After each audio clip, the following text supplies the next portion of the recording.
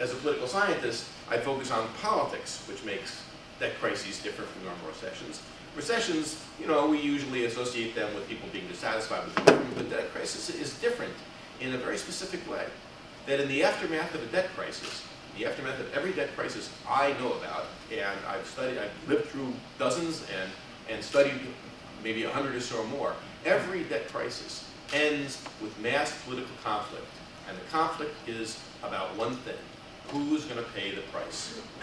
How will the burden, to be more technical, how will the adjustment burden be distributed? And there are usually two dimensions of conflict over the distribution of the adjustment burden. The first is across countries, right? You have creditor countries and debtor countries. So will it be the Germans who do the adjusting, or will it be the Greeks, the Finns, or the Portuguese? Will it be the countries that have extended loans, or the countries that have done the borrowing? That's one dimension.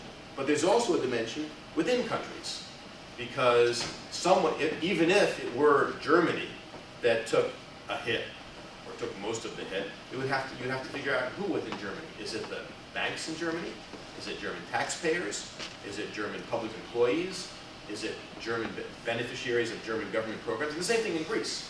Is it going to be the Greek private sector, public sector employees, taxpayers, beneficiaries of government programs? So every debt crisis resolves into, or turns into, political conflict over the distribution of the adjustment burden.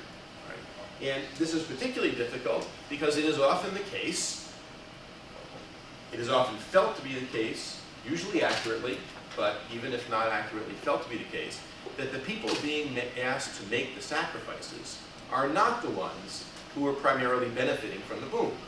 Right? So during the boom, perhaps maybe it's the private corporations or the wealthy that have principal access to the borrowing, and then when the crisis hits, unionized workers or public sector employees are asked to impose austerity measures. This reminds me of being in Brazil in 1985, in the midst of one of their debt crises, and the then military dictator of the country went on television to make 1983, sorry, to make a speech, very famous speech in Brazil, in which he said Brazilians have to. He introduced a series of severe austerity measures, and justified them, saying Brazilians have to understand the party is over.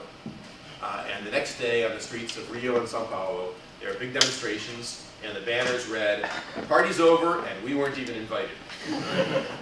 Which is the way I think a lot of Europeans and Americans feel at this point. They're being asked to tighten their belts for reasons that they don't fully understand, or to the extent that they do understand them, they don't think are justifiable or justified. Which is, of course, a formula for political conflict. Now, turning more specifically to the US, I think most of us have been struck with how polarized the response to the crisis has been in the US. American politics, on many dimensions, has become extraordinarily polarized, and we live in an environment in which people almost take for granted that the political system will be gridlocked, that is incapable of making major decisions. I should point out, by the way, that Europe is in more or less similar circumstances, although it's not within European, it's to some extent within, but primarily among European countries, that you have a polarization between the Northern European and peripheral European countries, and you have effective political gridlock among the member states of the European Union as to what can be done about the crisis. So in both instances, we have something approaching significant levels of political polarization, which seems to have hamstrung the ability of national governments, or in the case of the European Union, European governments acting together, seems to have hamstrung their ability to respond productively, constructively to the crisis.